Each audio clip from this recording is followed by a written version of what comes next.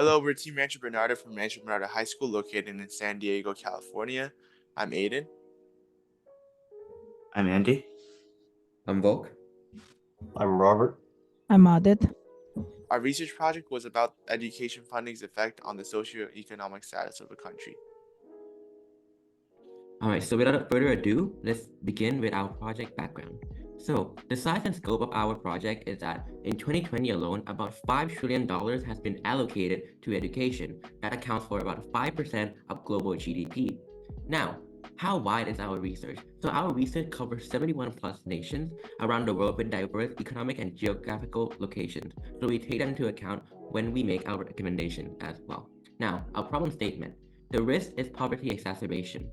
Now, this may be caused by a variety of factors. Most important of all, though, is insufficient funding in education, and other factors that may contribute as well is lack of unemployment, which are caused from pandemics, natural disasters, and also lack of education and healthcare access, and also inflation.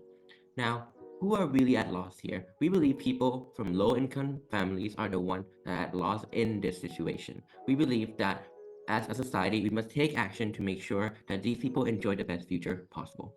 This is data methodology.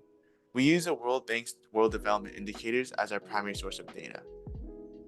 The World Bank is an international financial institution backed by 189 countries, making their data very reliable and heavily relied upon by large institutions and governments around the world. We use a poverty headcount ratio at $2.15 a day, adjusted for inflation for fairness, and government expenditure on education as a percentage of GDP, partially accounting for the difference between a country's economic status. The data search gave us data from 1960 to 2023 for 71 countries. To get the change in education funding and poverty, we use the difference between the earliest and latest data point for each country. Though this does oversimplify data, we did this in order to compensate for missing data points. Since we are looking at the change in education funding and poverty over time in many different countries, we also found it necessary for data analysis purposes to simplify both these two factors down to a simple numerical value. We also use the change in poverty and the years between consecutive data points to calculate the average change in poverty rate per year, helping us categorize the risk involved in terms of an increase or decrease in poverty rate in a particular year. The data set helps define historical trends by including data for the past 63 years. While it is possible historical data can be used to project future trends using linear regression, the missing data makes it harder to perform reliable linear regression to forecast future outcomes. The dataset effectively separates outcomes by providing data for 71 countries out of the world. The severity of risk is easily characterized by looking at differences between poverty rates in a certain span of time and seeing whether we see an increase in poverty over that span. While the frequency of risk isn't explicit, multiple differences between poverty rates can be used to create different probability distributions as continuous. So now let's go into the mathematical models. Model number 1, normal model distribution. We found the mean minus 0.3% and standard deviation 1.26% of the average changes in poverty rate per year to construct a normal model. The normal model allows us to compute the frequency and expected value associated with poverty increasing. We assumed that the average change in poverty per year represents the actual change in poverty per year and that this normal distribution would hold true for the future as well. We plotted the average changes in poverty on a histogram, and the distribution was fairly symmetric about the mean and resembled a bell shape, justifying the use of a normal model. The use of average change of poverty per year is justified as it helps encapsulate both the general trend and the small term changes in poverty, making the normal model corresponding to trends and changes over time. Second model used was linear regression. We plotted change in poverty rates versus change in education funding on a scatter plot, and we did linear regression to find the line of best fit. The slope of negative 3.09 indicates that as education funding increases by 1% of GDP, poverty rates tend to decrease by 3.09%. The R-squared value tells us that 7.4% of the variation in change in poverty is accounted for by its regression with change in education funding. We have assumed that this line of best fit would hold true for the future as well. The residual plot for the linear regression is quite random, which justifies the use of linear regression. The R value is greater than 0, which indicates that some association between education funding and poverty rates. The p-value obtained from the two-tailed hypothesis test on the slope was 0.002, indicating a significant linear relationship between the two variables. The two-tailed negative 95% confidence interval for the slope of the line was negative 4.979 to negative 1.201. Since the confidence interval consists entirely of negative values, the negative trend observed in the linear regression is justified. The linear regression model is respondent to trends and changes over time as it uses data points that represent the long-term changes and trends instead of the short-term ones. The third model used was Gaussian process regression. The Gaussian process regression is a coded simulation that uses the same data as linear regression, except for some extreme values that were removed in the simulation. We use the Rational Quadratic Kernel, which is commonly used in machine learning.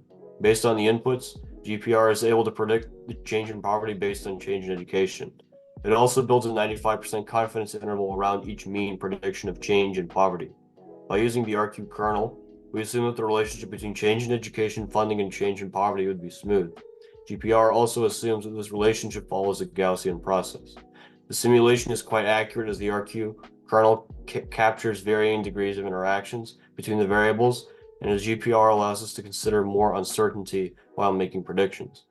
GPR is respondent to trends and changes over time as it uses data points that represent the long-term changes in trends instead of the short-term ones. So now we'll go into the risk analysis. The risk that we are researching is the increase of poverty in countries. Poverty increase is a combination of multiple factors such as lack of employment, pandemics, natural disasters, lack of education, healthcare access, inflation, etc., etc. But we're looking at mitigation through just the education part. So this poverty mitigation will help us ensure less homelessness, more safety, more cleanliness, a larger workforce, and a larger consumer market, and many other things as well. So moving on, since our data is symmetric and resemble the shape of a bell, we use the normal model to create a distribution for risk, which is the poverty increasing. So each value of the percent change in poverty rate per year has a different probability of happening. So our severity of risk is a change in poverty rate per year being greater than 0%. And the frequency of the risk, represented by the shaded area, is 40.46%. And our expected value of risk is 0.4052%. So from this, we could interpret that there is a 40.46% chance of the risk, which is poverty rate increasing, happening in a certain year. And if that does happen, then we'll likely see a 0.4% increase in poverty rate. So we believe that this normal model and risk analysis will be valid for the future as well, since we extrapolated data from like a very long range of time. So that encapsulates both long-term and short-term trends. But this is still an assumption, since we're barring any like sudden and significant external factors, such as natural disasters, social unrest, volatility in the economy, and etc. All right, let's jump into our recommendations. So before I go into the recommendations, I would like to mention a few mathematical backing for our recommendations. So as my friend has already mentioned, there's a negative linear relationship between education, investment, and poverty rate. If we look at the graph globally, we see that there's going to be a global decrease in poverty if education is invested, if there's a change in 1.5%.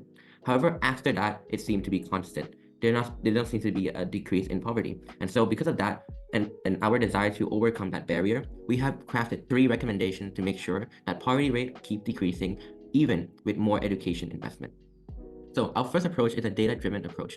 So we're going to be using the progressive educational funding reform. And the way in which we do this is very simple. We're going to create a policy in which 2 factors are evaluated to determine the amount of money each school gets. First, we're going to look at poverty levels.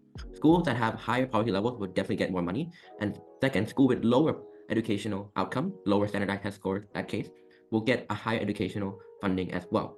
As opposed to school with already high income, high education outcome, they'll be getting less funding. So how would we implement this? 2 things. Collaboration of data scientists and policymakers. We want to be able to create a system, a database in the government in which we can train our AI models to identify which schools need funding based on parameters, as mentioned earlier, poverty level and educational matrix. So there's actually a precedent for this case.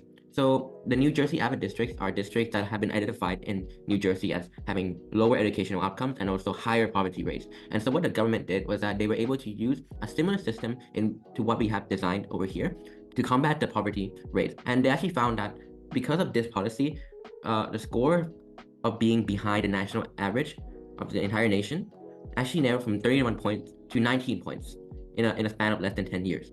And so there actually has been an effect with this policy. And you may ask, okay, sounds great, but what are the challenges, right? So the challenges to this project is that, number one, well-funded schools, some of them may not want their funding to be decreased to help other schools. And so that is also one challenge that we must overcome as policymakers. And secondly, collecting data from schools also may pose a challenge. The reason for this is because some schools may be located in like a far off area, in a rural area, in which data collection may be a little bit harder. But we believe with confidence that with enough support, we will be able to overcome this. Now, what's the metric in evaluating our success? So we're going to be evaluating our success by 3 factors: increase in standardized test scores, second, increase in graduation rate, and third, a decrease in poverty levels. So that is how we evaluate the success of this policy. Moving on to our second policy. So our second approach is behavioral change, targeted tax credits for educational investment. So we like to say we got inspired from the cap and trade policy, in which human self-interest is used to help create a better environment. So how does this work? So 2 things. We want to introduce tax credit programs to incentivize individuals and private corporations to donate or lend investment into education. And so our main goal with this policy is that we want to create a culture of philanthropy. Businessmen, corporation, and individuals, when they donate, they will be able to reduce the amount of tax they owe to the government. So there we place an incentive, a financial incentive for people to help decrease poverty rates. Our implementation plan is to create a tax credit system. And so we want to be able to create great incentives for people to invest. And so what those money will be spent on are 3 things: expenditure on infrastructure, such as rooms, books, purchasing all the stuff needed to make a school function. Secondly, scholarship. We want to make sure that kids from lower economic background are able to get scholarships to with education, maybe get a device to learn in school. And third, teacher training. We want to make sure that the teachers that are teaching in classrooms are qualified and have good experience. Now, what this requires is that we need a close collaboration between data analysis, tax authorities, and educational department, because our project is extremely data intensive as well, and also it's based on behavioral change. We want to make sure that there is a trend. There is a trend in which if this system is implemented, we will see a decrease in poverty rates, and also we will make sure that people actually participate in this system. So we have to work with tax authorities. So now another thing we're mentioning is that we must adapt this system across 71 plus nations. So what this may look like that we can bring up is that countries with a lower GDP per capita may have a higher tax credit reduction. So for example, a country with a GDP per capita of 10,000 may have a 80% tax credit, while countries that are rich with like $100,000 in GDP per capita can get like 20% tax credit. So challenges. So 2 things: inflation for the value of donation. So we want to make sure that the donation given are not just 1,000 shares, which may not help a school as much as donating a bunch of money or textbooks that may be valuable. And secondly, geographic manipulation of funds. So on our data, there might be some schools that are on the borderline. They might be closer to higher funded schools than lower funded schools. And so we want to make sure that the money that are directed are actually going to the schools that are on the lower spectrum, the lower income spectrum, so that we can see a significant change in poverty levels. So our metric for conducting this is very simple. So we want to see an increase in standardized test scores and other educational metrics such as college enrollments and post-graduation rates. So let's move on to our third approach. So our third approach is unification of business and government decisions. So we want to make sure that we create a diverse economy through education. So what does this look like? First, we want to make sure that educational programs are actually aligned with the market's evolving needs. We want to make sure that whatever we're teaching in the classrooms are actually going to be able to be applied in the real world. First, we want to develop partnership between educational institutions, and there's actually been a precedent for this. You can see that in San Diego, for example, and where we're from, there's Northrop Grumman who partners with high schoolers who are interested in aerospace engineering. And so we want to create an environment where the government, the corporations, and students are able to collaborate and join the work and create a stronger workforce in the future. 2 challenges to this model. Firstly, we want to make sure that the thing we're teaching the students are not ineffective in the future. So we have to take into account things like the AI revolution, making sure that students are able to learn them and not be replaced by AI in the future. Secondly, we want to make sure that these programs are actually teaching students something engaging, something that students can actually use in the future. So those are the 2 challenges in which we have to evaluate our model with. Now, metrics.